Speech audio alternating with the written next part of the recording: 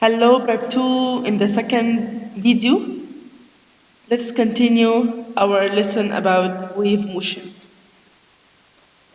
I asked this question in the last video and I said that we will answer about it today. We can't hear the solar explosions occurring on the sun, but we can see the light coming out of it. Because the sound of solar explosions and of the thunder is a type of mechanical waves that can't propagate through vacuum, but can transfer through different media with different various velocities. We hear the thunder after seeing lightning, although they both happen at the same time. Because the light of lightning is from electromagnetic waves, while the sound of thunder is mechanical waves, where the speed of electromagnetic waves is much greater than the speed of mechanical waves. What about real life application about wave motion? We have jacuzzi. It's a tube where water moves in the form of circular waves. It is used to treat sprains and cramps by using hot water, nervous tension by using cold water.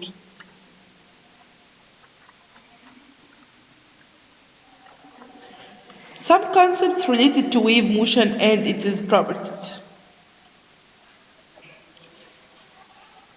Let's start with the first concept, which is wavelength. Wavelength of longitudinal wave is the distance between the centers of two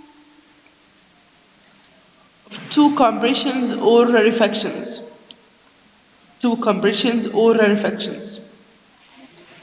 What about the wavelength of transverse wave? It is the distance between the centers of two consecutive crests or troughs. Consecutives, okay, crests or troughs. While in longitudinal waves, two consecutive compressions or rarefactions. Don't forget.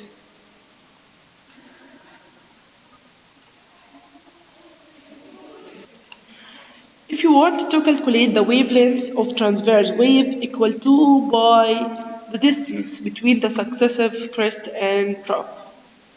What about wavelength of longitudinal wave? Equal to by the distance between the successive compression and rarefaction. Okay, successive. Wavelength equal distance covered by wave divided number of waves.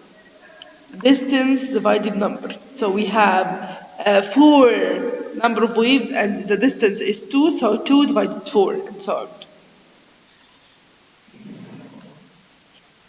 What is meant by the wavelength of transverse wave is 1 micrometer. This means that the distance between two successive crests or two successive troughs is such a wave is 1 micrometer or 1 by 10 power negative 6 meter. What about wavelengths?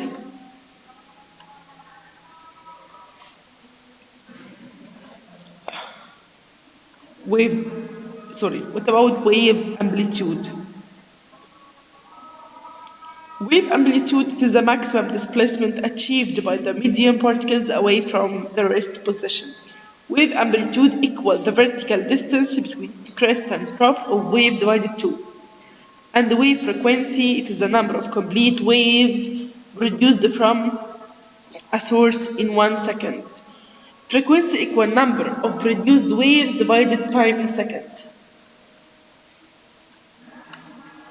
What about wave velocity? Velocity is the distance covered by the wave in 1 second. If we want to calculate the velocity equal distance divided time, distance covered by wave in divided time. Sound speeds in different media. Velocity of sound in air equals 340 meter per second. The velocity of sound in water, 1,500 meter per second. But in solids, as wood, iron, plastic, 1,850 meter per second. Now we'll talk about law of wave propagation.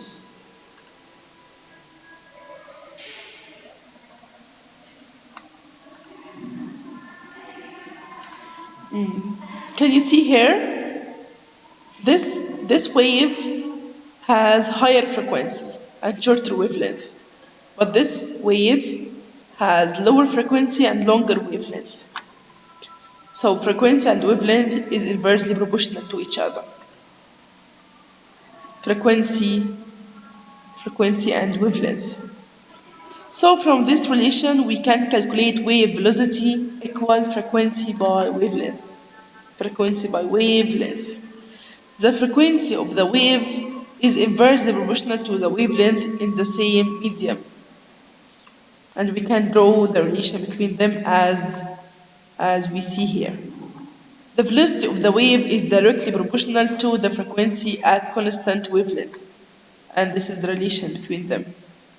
The velocity of wave is directly proportional to the wavelength at constant frequency. So we can draw the relation as in the picture. Okay, as we see. Now we have finished lesson 2 in our curriculum. Thank you, Prep 2, for listening.